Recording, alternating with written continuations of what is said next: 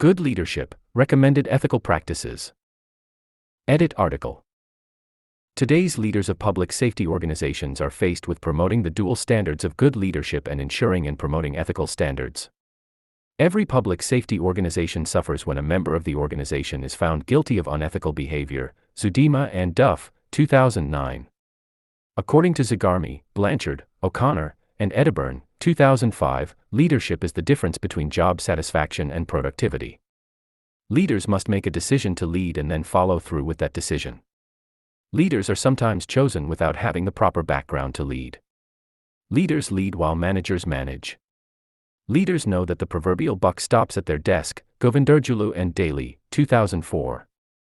In Genesis 3 verse 12, King James Version, Adam, who was chosen to lead his family and all the animals in the Garden of Eden by God, broke the rules and when confronted, neglected to do what a leader does, accept responsibility for his or her actions. Adam blamed another person for his inactions. Leaders who are not decisive in the execution of their duties tend to become managers through the acquiescence of their leadership. The leader is one who has a vision and can pass that vision on to subordinates and make them react in a positive manner. These subordinates will do things that they normally would not do without the guidance of the leader. They, subordinates, do these things for the benefit of the organization because they believe that their participation in the mission of the organization will help the organization to attain its goals. According to Porter, Engel, and Allen, 2003, all leaders have one thing in common: they are emotionally intelligent. Emotional intelligence is described as a set of skills and competencies that predict positive outcomes in the person's environment. Porter, Engel, and Allen, 2003. There are many different styles of leadership that can be chosen by leaders to help predict the outcome of certain situations in the environment.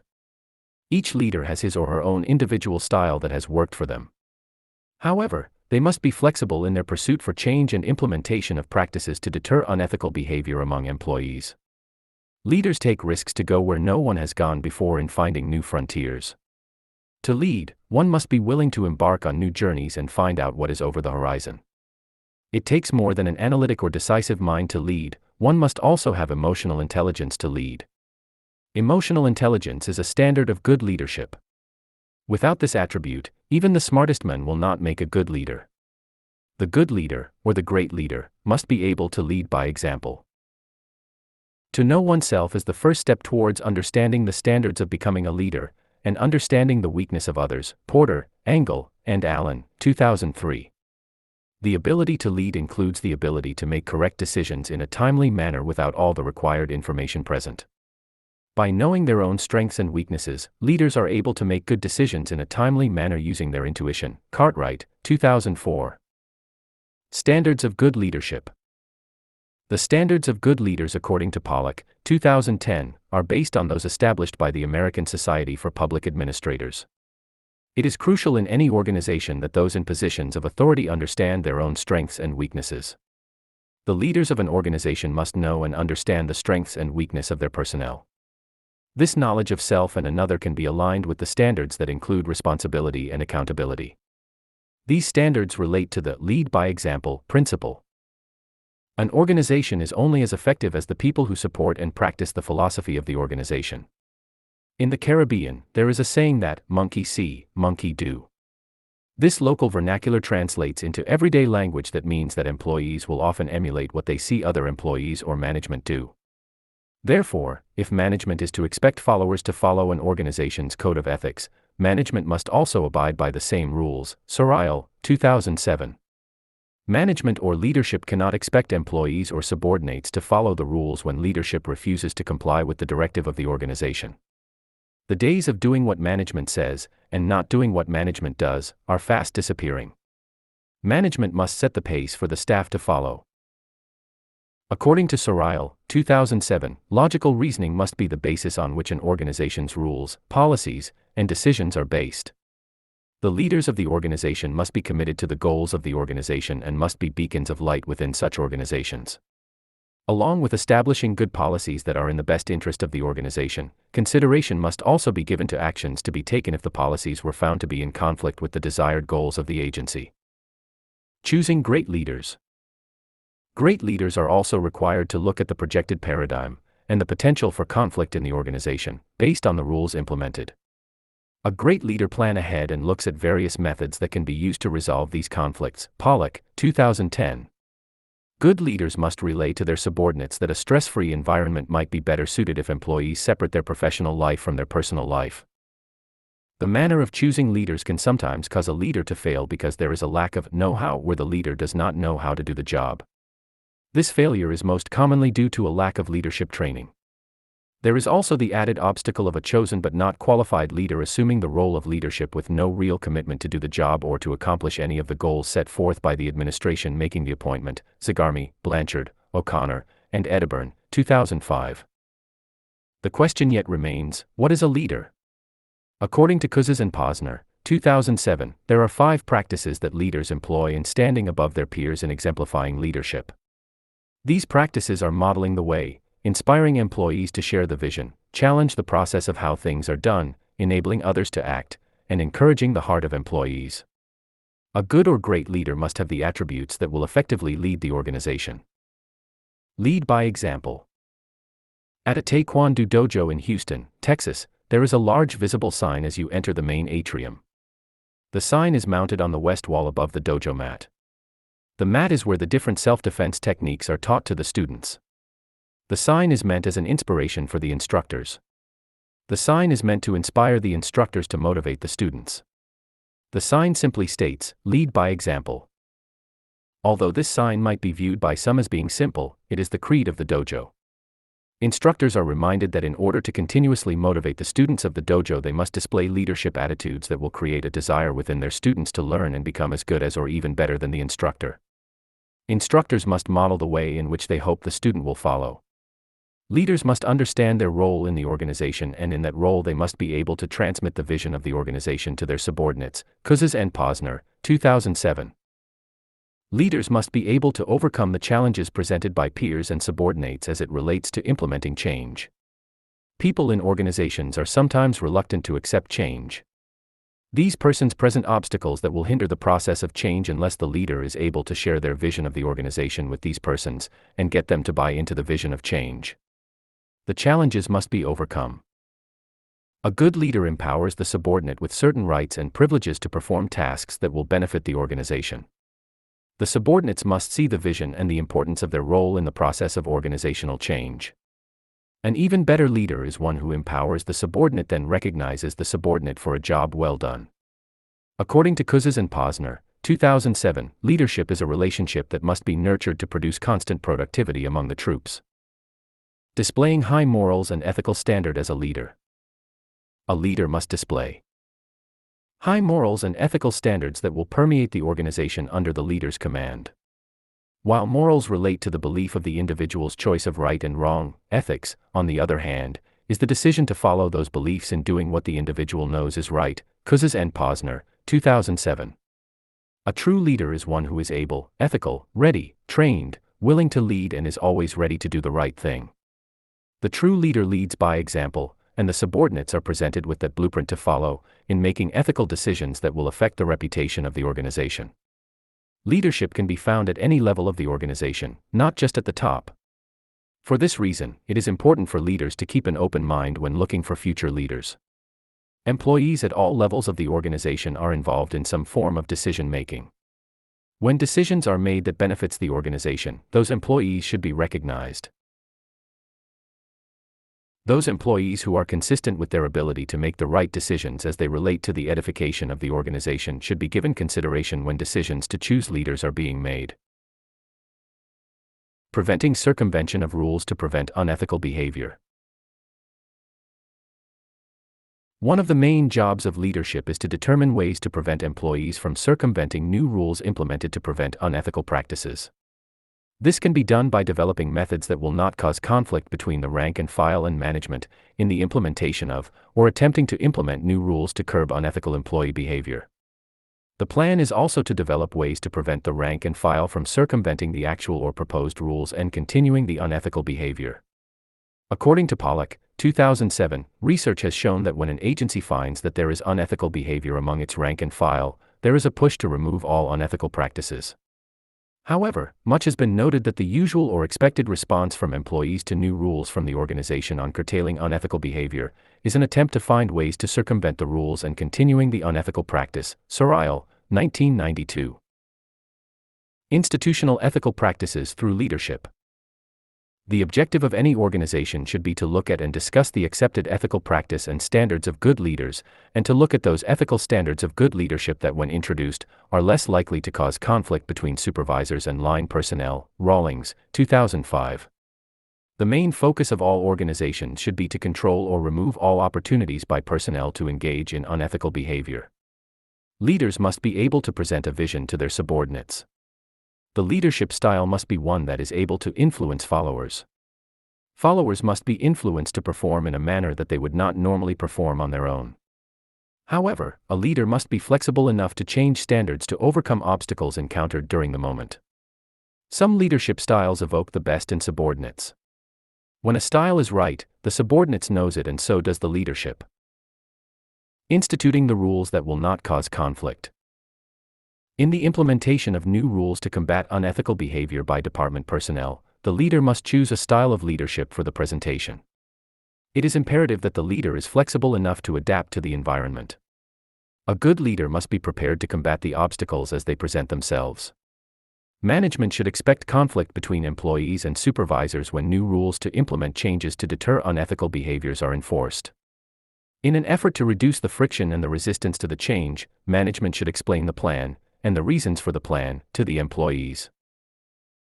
Participative leadership style is one of the plans that permit the employees to offer suggestions on the changes that should take place and encourages employees to participate in making a difference in the ethical processes of the organization. People have a tendency to be more sympathetic to a cause if they understand the reason for the request to change behavior. Employees tend to respond better when they are given an explanation for a request to change. A leader using participative leadership style would not have a problem explaining to employees why the change is needed. Such a leader would state the reasons for the change and then explain to the employees why their participation is important in assisting the organization to achieve the desired goal. The leader or management of an organization must take the time to explain the role of the subordinate in the improvement of operations and the vision of the agency. The leadership must remove any stumbling blocks or obstacles that the employees might encounter on the road to achieving the goals outlined by the new rules. The personnel must be told that the agency, leadership, is available to assist in removing obstacles from their path en route to the achievement of the stated goals. Employees who feel a sense of worth with the organization are more prone to see themselves as a part of the organization and will give more of themselves in the pursuit of the goals of the organization. According to Pollack, 2012, employees who feel a sense of empowerment tend to avoid unethical practices. Refraining from unethical practices should be the goal of all employees. Unfortunately, there will always be those who believe that they can beat the system and live in deceit undetected. Organizations must develop standards to determine when unethical practices are occurring in their midst and take steps to defeat it. Employees must know that there are consequences for their actions and such activity is not condoned by the organization. Such is the case at the Orange County Sheriff's Office, OCSO, in Orlando, Florida, where the goals of the agency include deputy sheriffs taking responsibility for their action. Orange County deputies are held to a higher standard than the citizens they encounter during the practice of law enforcement. Deputies know that their every action is governed by the OCSO policy and there are consequences for not following the rules of the policy. The deputies must obey the rules or face the consequence that is prescribed for their actions or inactions. Deputies, like any other employee or any organization, must be prepared to deal with the consequences of their actions. The social construct theory provides that people tend to believe in their own mind what they want to believe and justify their beliefs based on their lived experiences. Law enforcement agencies, no matter what part of the world they perform their duties, must do everything in their power to deter the unethical behavior of their employees. When Adam was confronted by God for not doing the right thing, Genesis 3 verse 12, no attempt to take responsibility was made. God delivered the consequence for the action and removed both Adam and Eve from the garden. The moral of that story was that unethical and immoral actions have consequences and will not be tolerated. In any organization, it must be understood by all employees that the core of the organization is to always do what is right. Police officers must never allow themselves to be placed in a position where one has to become immoral or resort to activities that are considered unethical. What's more, There should be no conflict between middle management and the subordinate in the implementation of the new rules on unethical behavior. Leadership comes in many styles. The most common style is transactional leadership. Transactional leadership is denoted by someone doing something for something. A status of quid pro quo. The action is done because there is an act of reciprocity, whether real or perceived. The person or employee only does the job because there is an expected reward upon completion of the assignment. If there is no reward, there is no completion of the requested assignment, or it gets completed without priority. In other words, the job gets done when the subordinate gets around to it. The other style of leadership that contrasts transactional leadership is the transformational leadership style. This type of leadership is one that feeds a vision to the subordinate and helps the subordinate to visualize the vision, which in turn causes the subordinate to partake in the vision. A transformational leader is focused on the good of the organization and the empowerment of the employee. In the end, the transformational leader gets the employee to focus on the good of the organization, the value of the work the employee is doing, and the importance of the employee to the organization. Schaefer, 2009. According to Schaefer, 2009, whether an organization is a formal or an informal group, the outcome of the organization's desired goal is determined by the type of leadership within the group. Formal groups have structure and a leader. Informal groups have no leaders and no rules that govern ethical behavior. The study found that education, combined with mentoring and experience, were the key factors in developing effective leaders. Bad leadership, or no leadership, can cause serious shortcomings for law enforcement agencies. It must be said that leadership, the right leadership, can make a difference in the perception of leadership within an organization. An organization must remove barriers that hamper leadership growth within the agency. Great leaders are sometimes lurking in the shadows of the organization but are seldom observed by management. Management must look within sometimes for those who can effectively lead the organization. Good leaders, however, must be ready and able to lead. Zagarmi, Blanchard, O'Connor, and Edinburgh, 2005. Passengers on an airline are sometimes inevitably sitting at the emergency exit. The stewardess walks around the plane and approaches those who choose to sit by the emergency exit. The stewardess asks these persons if they are capable of performing the task of opening the door when called upon to do so in an emergency. If the person is capable, they are given instructions on how to fulfill the duties of the position. The airline stewardess does not assume that the person sitting at the exit knows the duties of the position. They know that they have instructed the person and the person has accepted the duties of the position. Organizations must seek out and instruct those employees who are in a position to assist, while at the same time, provide the training necessary to ensure that they are on track to become future leaders. Leaders must train and prepare those who have the potential to one day lead the organization. A leader must be prepared for any challenge that arises in the organization. Leadership must look at the commitment between management and labor as it relates to the realistic achievement of the goals of the organization.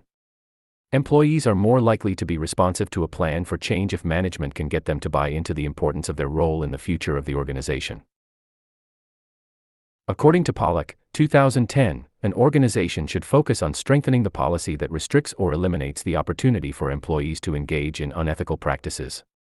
The policies of the agency must be enforced at all times and at every opportunity to prevent employees from giving way to the temptation to become unethical. The organization must constantly train and address deficiencies in behavior as they are encountered. Personnel should be made to sign documentation that they have reviewed and understand the policy and are willing to abide by the rules of the policy. Employees must also know that they are not to hamper the process of unity within the organization and must not, and will not, cause conflict between management and line officers. Ethical and moral leadership must be envisioned, intertwined, and deemed long-term as opposed to short-term. White Newman, 2008. In the Caribbean, there is a saying, "What gone bad a morning, can't come good a evening." That translates into, whatever is ineffective, immoral, or unethical in the beginning, will be ineffective, immoral, or unethical in the end. Leadership must be prepared to encounter and combat immorality at all levels of the organization. The organization must extend the offer to present suggestions that would lead to the overall improvement of the day-to operation of the police force to the rank and file. The organization must keep them informed of what is happening and why it is happening. Leadership must find ways to eliminate friction between officers and supervisors when new rules are implemented. This can be done by having the ability to balance the needs of the organization. The leader must be able to move between leadership styles. In one Texas law enforcement agency, the leader was faulted for unethical behavior because his subordinates, as part of their duties, allegedly had to sell raffle tickets that supported his political campaign. The recent departure from politics by two high-profile elected Texas officials are perfect examples of how unethical behavior and unethical practices can hurt an organization and the leader of the organization. Blumenthal, 2008. Such unethical practices have spurred organizations and governments to develop a code of ethics to be used as guidelines for those entrusted to uphold the law and preserve the peace. Whether an officer is accepting a free lunch at the local restaurant for not enforcing violations at the establishment, or a police officer stopping female motorists to get their phone number in exchange for not writing a traffic summons, leadership must bear in mind that these breaches of policy and procedures do occur. The leadership must find ways to implement ethical behaviors without causing conflict between the spirit of the policy and the messenger delivering the spirit of the policy. It is very important that line officers be made to understand the importance of the implementation of the policy and the role supervisors play in the enforcement of the policy. Pollock, 2007. A committee was put in place to combat the Texas law enforcement ethical issues.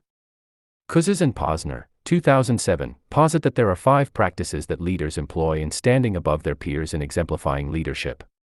These practices, as previously stated, are modeling the way, inspiring employees to share the vision, challenge the process of how things are done, enabling others to act, and encouraging the heart of employees. The aim of the organization in the implementation of best practices to combat unethical behavior by employees must be to develop these methods as recommended. The second focus of the organization should be to reduce the possibility of conflict between the line officers and management when the rules are implemented. This implementation can be done without conflict if the best practices included in this article are used. The leader must be able to get the employees to buy into the vision of the organization by allowing them to be a part of the decision-making process. When employees see the vision and the importance of their role in the process, they are more apt to participate in the process. Conclusion. Great leaders are those individuals who can not only get a person who receives a paycheck to perform the duties for which they are being paid, they can get the same persons to place the goals of the company above all else. Management should not expect ethical behavior from employees if they themselves are not ethical. Sorrell, 2007, posits that for change to take place in any organization, management must be able to get employees to see and understand the mission and vision of the organization. Every individual has basic needs. If employees do not believe that their basic needs are being met by the public safety organization, there may be negative responses from the subordinates. Research has shown that the greater the number of rules an organization uses to govern unethical employee behavior, the greater the likelihood the employees will develop strategies to avert those rules and continue the unethical behavior. Sorrell, 1992. The leader must uphold the policies of the organization and deliver that vision to the subordinates. Pollock, 2007.